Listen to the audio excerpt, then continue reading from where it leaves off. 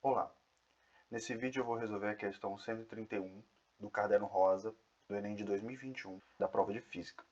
O enunciado diz o seguinte: o eletrocardiograma é um exame cardíaco que mede a intensidade dos sinais elétricos advindos do coração. A imagem apresenta o resultado típico obtido em um paciente saudável e a intensidade do sinal, VSC, em função do tempo. E aí você tem esse gráfico, né? E continuar. De acordo com o eletrocardiograma apresentado, qual foi o número de batimentos cardíacos por minuto desse paciente durante o exame? E aí você tem os itens.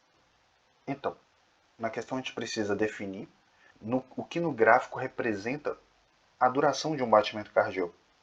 O gráfico, ele fala, né, o eletrocardiograma, ele dá a intensidade dos sinais elétricos advindos do coração pelo tempo. E o ciclo de um batimento cardíaco, como ele pode ser identificado? Você tem um impulso inicial, né, que é a batida que a gente sente, e aí você vai diminuindo enquanto você vai bombeando, né, o sangue e distribuindo, né, pelos órgãos. Né?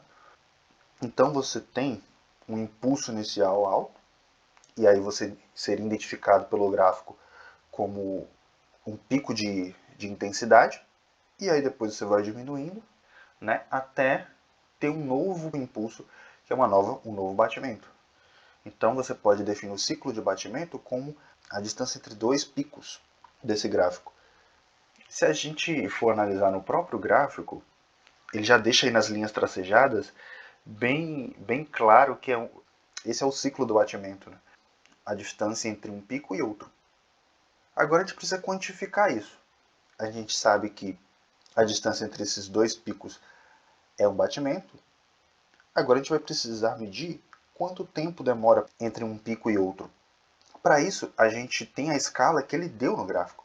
Se você for olhar aqui, ele deu que essa distância de um quadradinho é igual a 0,2. 0,2 segundos, né? Porque é o tempo na escala que ele está dando, na unidade que ele está dando. Então, cada quadradinho desse é 0,2 segundos. Então, basta a gente contar quantos quadradinhos tem nesse ciclo de batimento, né? E aí a gente vai saber, pelo número de quadradinhos, quanto demora cada batimento. Né? Então, se a gente for contar aqui, a gente vai ver que tem 5 quadradinhos. Portanto, se você tem 5 quadradinhos, basta multiplicar 5 vezes 0,2 que você vai encontrar o tempo de cada batimento. Fazendo isso, você vai ter que a duração de um batimento é igual a ΔT, vou chamar de ΔT, é igual a 5 vezes 0,2 segundos, que é igual a 5 vezes 0,2, é igual a 1 segundo. Né? Então, ΔT, que é a duração de um batimento, é 1 segundo. Portanto, a medida que ele quer é batimento por minuto. Né? É a unidade usual que se mede batimentos cardíacos, né? Que se mede a duração de um batimento cardíaco, né? Que é o BPM, batimentos por minuto.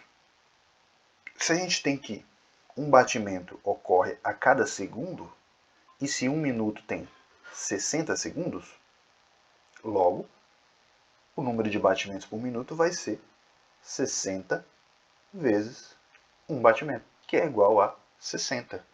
Já que você tem 1 segundo, você tem um batimento, e você tem 60 segundos. Então você vai ter 60 batimentos.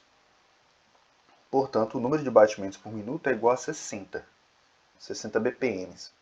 Se a gente for olhar pelos itens aqui, o item B é o que indica a resposta correta da questão, que é igual a 60, né? Então é a resposta correta aqui dessa questão. Né?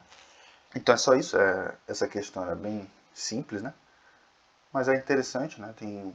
Tem alguns conceitos interessantes, né? Onde você faz análise de gráfico, né? Onde você tem comportamento do ciclo do batimento cardíaco. Então é simples, mas tem conceitos interessantes. Então é só isso. Obrigado por ter assistido até aqui. Até o próximo vídeo. Quem puder se inscrever no canal, eu agradeço. Até mais.